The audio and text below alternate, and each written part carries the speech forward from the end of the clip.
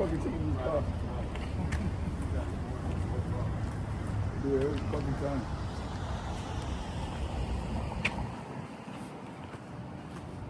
I can't believe Vick spotting this the first day of practice. I know he was sick, sitting at the tunnel.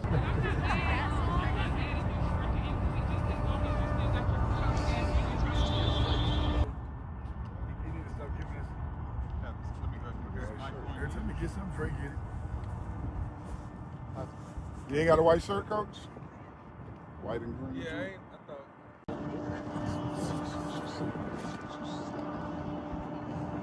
It felt good this morning. It did feel good this morning.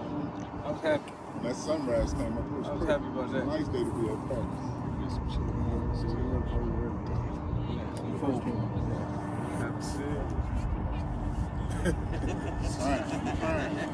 Nah, there was a reason to do it, right? There was a reason.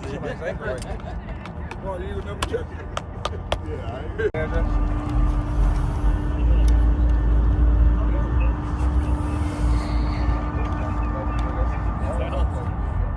Tell your mom to say hey, man. Everybody tell me to tell you hi. Hey, Miss Bernard! You go have a seat. Yeah, he right.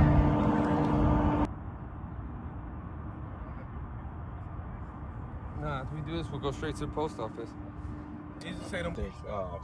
Obviously having to finish up with Fox. Took time away from me being here, getting acclimated, getting accustomed to being around the coaches, the players. So I still feel like I'm playing catch up to some degree, but at the same time, the players and the coaches help me make that transition in the right way. And so it's just been nonstop football, and that's what I signed up for. Yeah. Yard line. I've asked you this before. Has any of this kind of set in and you kind of gone, dang, I really am the head football coach in Norfolk State? Yeah, I think today it really set in. Just being able to walk up and down the sidelines and throughout the field, monitoring different positions and different drills and what was happening and what was going on. It's like I'm responsible for all this. I'm responsible for everybody who's out here, and I got to make sure that this ship sail in the right direction. And so, while we trying to chart the right path, I'm confident that I got the right staff to help me, guide the ship. And so, that makes it a lot easier. It makes it very comfortable. It really sunk in today, finishing up my first practice. I remember talking to Tommy Reaman about this towards the tail end of your career, and we had talked years ago. He said he's going to coach one day. Like, I didn't know he had an interest. It's one thing to think about it, but now that it's here, what's going through your head? Yeah, when I called Coach Raymond and told him that I had the offer to work here at Norfolk State, Coach told me, like, step up, do it, don't be afraid. I know, you're at a critical moment in your time in your life where your family's important, kids, but, you still have to take into consideration the things that you like to do, your livelihood, and you can always bring them along with you. And so, I think by this just being home made it a lot easier to transition into it. But I felt like God opened the door and I wanted to walk through. Deion Sanders was among those who said, about time for starters for you to be a head coach. But I think about him, I think about Eddie George, Deshaun Jackson now at Delaware State.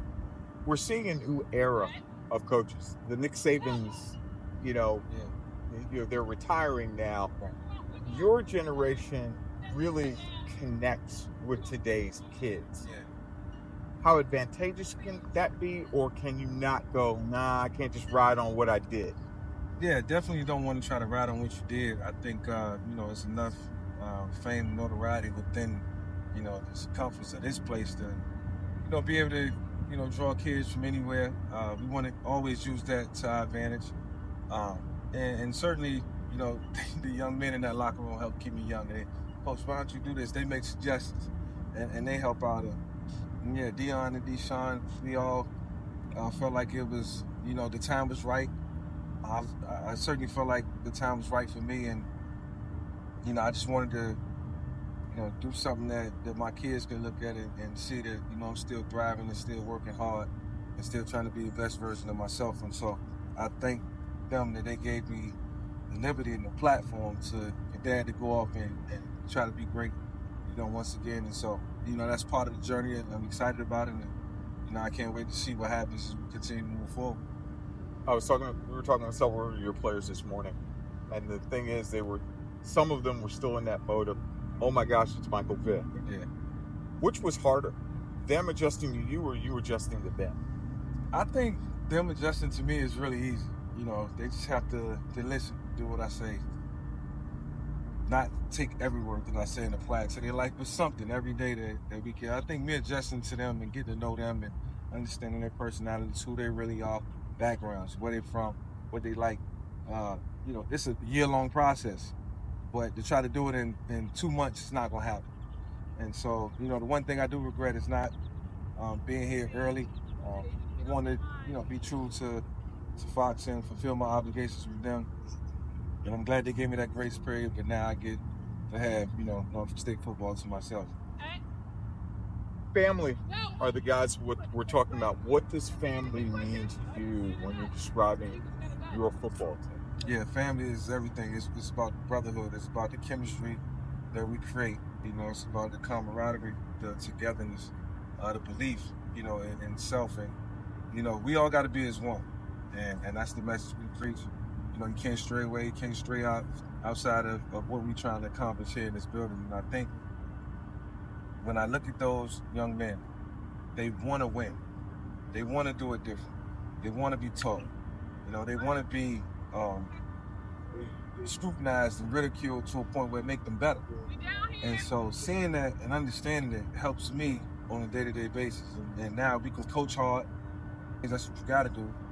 And then we find ways to win. With that said, what kind of program are you trying to establish here? I'm trying to establish a program that, 10 years from now, the culture remains the same and the standard remains the same. It's a winning culture. It's a winning atmosphere. You do things a certain way, and, that's leaving a legacy. And so just in this stint, or however long it may be, and that's up to the man above, we want to set standards on a day-to-day basis on what it's going to take to be the best version of ourselves, not just on the field, but in the classroom as well. And so, while we preach football is important, we also know that, the most valuable asset is getting that degree. And hopefully they appreciate that. We were talking about your coaching staff. I remember asking a few of your players, and one of your linebackers said, does this give you guys instant credibility that they have been in the NFL? How big a deal is that to today's student athlete? I think it's a big deal because, while you walk in, all these